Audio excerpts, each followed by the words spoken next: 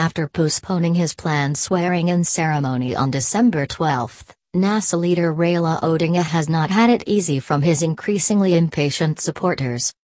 They want him to hold the Bible, take the oath and become president, an office they say was taken away from him. "Everywhere I go, you always give me a Bible to take the oath," Mr Odinga told a church gathering at St Peters Nyamira parish on Christmas Day. At the service, he was pictured lifting the Bible to an adoring crowd that cheered him on. "My supporters should not panic, I am soon going to take the oath. I mind your concerns," he said, promising not to let them down this time. JAMHURI Day.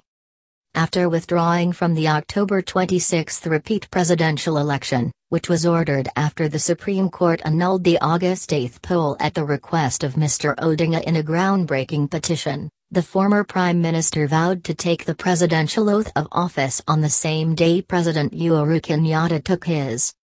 But that day, Tuesday, November 28, his supporters were brutally beaten and others killed. He postponed the ceremony to December 12, the day Kenyans mark independence celebrations. Treason. Even after Mombasa County offered to host the event, Mr Odinga's team still deferred the event, to the disappointment of his hardline supporters. Attorney General Githum Muigai had warned that it would be high treason punishable by death for Mr Odinga to swear himself in as president. But Mr Odinga, who in the past was imprisoned by former President Daniel Arap Moi's government, stuck to his guns, saying he is not afraid of death and, if it came to it, he would gladly die to usher in electoral justice. Supporters. Since postponing the oath ceremony, Mr Odinga has been calming down a charged support base that wants him sworn in. "We promise you that you can now look forward confidently to our swearing-in ceremony very early in the new year," Mr Odinga said in a statement sent to newsrooms on Christmas Eve. "We cannot and shall not go back to dictatorship." Siaya Senator James Orengo, Mr Odinga's lawyer and close confidant, said that Mr Odinga would become president in 2018 after the Jubilee government is kicked out of office.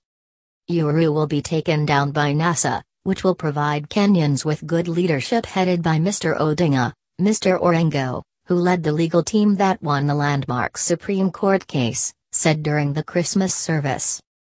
Fear.